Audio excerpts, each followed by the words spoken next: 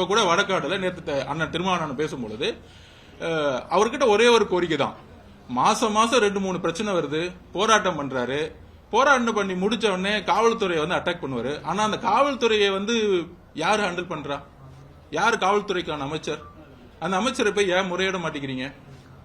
3 நாள் போராட்டம் முடிச்ச உடனே திமுக அரசு சமூக நீதிக்கான அரசு அப்படின்னு டக்குன்னு மாத்தி பேசுறாரு.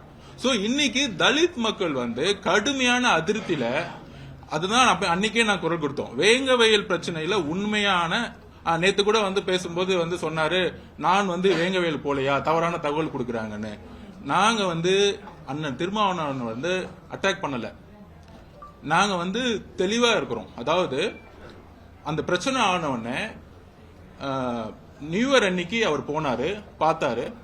ஆனால் அதற்கப்புறம் பிரச்சனைகள் வந்து அதிகமாச்சு. முதலமைச்சர் பலமுறை சந்திச்சாரு, மக்களுக்காக போய் நின்னாரு. அதுக்கப்புறம் அந்த ஊர் மக்கள் வரும்பொழுது அவரை பார்க்கும்பொழுது நானும் இருந்தேன். அந்த ஊர் மக்கள் நானையும் பார்த்தேன். என் ஆபீஸ் வந்திருந்தாங்க, என்னோட தான் வந்து லஞ்ச் சாப்பிட்டாங்க. அந்த ஊர் மக்கள் நடந்த ஆரம்பத்துல இருந்து அந்த பிரச்சனையை சொன்னாங்க. அந்த பிரச்சனைகள் அந்த முரளிராஜா கேள்விப்பட்டிருப்பீங்க, அவர் வந்து தனிப்பட்ட முறையில் என்று பேசினாரு. அந்த பிரச்சனைகள் நடந்துட்டு இருக்கும் போது அண்ணன் திருமாவளவன் வந்து ஓகே, இந்த கவர்மெண்ட் வந்து நியாயமா விசாரிச்சு ஒரு முடிவெடுக்கும் நம்பினாரு. ஆனால் யாரு வந்து அந்த மலம் தண்ணீர் குடிச்சாங்களோ அதே மக்கள் வந்து கலந்துகிட்டேன்னு ஒரு போலீஸ் ரிப்போர்ட் கொடுக்கும் பொழுது, அதுக்கப்புறம் அந்த வேங்க வயல்ல அறிவிக்கப்படாத ஒரு எமர்ஜென்சியை போட்டு, ஏன் விசிகாவுடைய தோழர்கள் துணை பொதுச் செயலாளர்கள் நிறைய பேர் போகும்போது கூட ஸ்டாப் பண்ணாங்க. நிறைய பேர் வந்து அதுக்கு எதிராக அந்த அறிக்கை கொடுத்தாங்க. அண்ணன் எனக்கு தகவல் படி அண்ணன் திருமாவர்கள் வந்து அங்க போகணும்னு முயற்சிக்கும் பொழுது காவல்துறையில் இருக்கக்கூடிய உளவு பிரிவு அங்க போகக்கூடாதுன்னு நிப்பாட்டிட்டாங்க. இதுதான் நான் கொஸ்டின் கேட்டேன். ஒரு தலித் மக்கள் தன்னுடைய கடினமான சூழ்நிலையில, அதுல ஜூனியர் விகடன்ல வந்து ஒரு பேட்டி கொடுத்திருப்பாங்க, அந்த 3 பேரும் அப்ஸ்கான்ல இருக்கும் பொழுது. அதாவது இந்த அந்த தண்ணி குடிக்கும் பொழுது ஏற்பட்ட அவமானத்தை விட நாங்க தான் இந்த தண்ணியில வந்து மலத்தை கலந்தோன்னு சொல்லக்கூடிய இந்த போலீஸோட அறிக்கைக்கு நான் தற்கொலை பண்ணிக்கலாம் அப்படிங்கிற ஒரு ஸ்டேட்மெண்ட்டை ரொம்ப ரொம்ப வலியோட சொல்லியிருந்தாங்க. அப்ப இந்த வலிகளுக்கு வந்து ஒரு ஆர்ப்பாட்டம் வந்து தீர்வாகாது. எங்களுக்கு தெரியும் அந்த அரசியல் எப்படி பண்ணணும், எப்படி பிரச்சாரத்தை உருவாக்கணும், எங்க தலைவருக்கு தெரியும், என் கட்சிக்கு தெரியும். எல்லா ரிப்போர்ட்ஸும் எடுத்து வச்சிட்டு இருக்கோம். ஒரு நிமிஷம் நான் தான் கேட்கிறேன். அண்ணன் திருமாவளவன் வந்து என்ன பண்ண முடியும் நான் சொல்ல வரல, அவருடைய வேலையை அவர் செய்யறார். ஆனால் மீண்டும் மீண்டும் திமுக சமூக நீதிக்கான அரசு அப்படின்னு வந்து குரல் கொடுக்கறதை இன்றையிலிருந்து நிப்பாட்டணும். இப்படி ஒரு எஸ்பி வந்து ஜாதி கலவரம் இல்லைன்னு சொல்லும் பொழுது அந்த எஸ்பியை நிர்வகிக்கக்கூடிய ஹோம் மினிஸ்டர், ஹோம் செக்ரட்டரியை பார்த்து கொஸ்டின் கேட்கணும். இது எஸ்பியோட முடிக்க கூடாது. அப்படி எஸ்பி தவறான ஒரு தகவல் சொல்லும் போது எஸ்பியை வந்து நீங்க வந்து ஒரு ஆளை நீங்க வந்து சஸ்பெண்ட் பண்ணாதான் அடுத்த ஒரு எஸ்பி வந்து நியூட்ரலா செயல்பட முடியும்.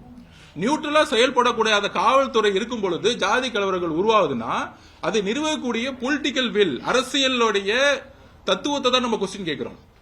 இது வந்து ஒரு இண்டிவிஜுவலா நம்ம பத்தி பேசல. அந்த அரசியல் தத்துவம் பிறழும் பொழுதுதான் இந்த பிரச்சனை வருது. அந்த அரசியல் நேர்மை பிறழும் போதுதான் இந்த பிரச்சனை வருது.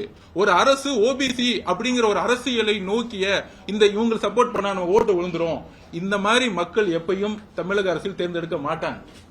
நீங்க 2006 கலைஞர் வந்து ஜாதி சங்க தலைவர்கள் வச்சுக்கிட்டு பெருசா ஒரு கூட்டணி உருவாக்குனாரு, ஜெயிக்கவே முடியல. அவ்வளவுதான், சிம்பிள் அரசியல்.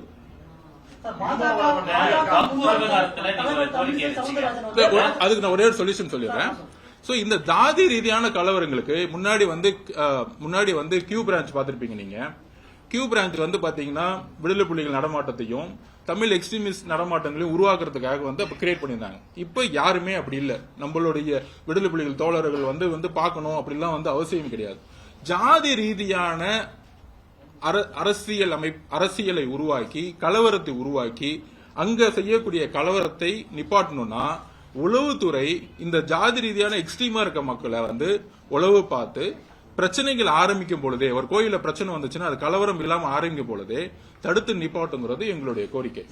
பிளே ஸ்டோர் மற்றும் ஆப் ஸ்டோரில் இருந்து பாலிமர் செயலியை QR கோடு மூலம் பதிவிறக்கம் செய்யுங்கள். செய்திகளை உடனுக்குடன் பெறுங்கள்.